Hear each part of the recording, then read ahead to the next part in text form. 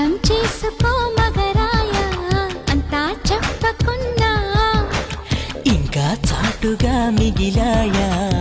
కనులు చెదిరే కాంచనా వివరించే వీలు ఉందా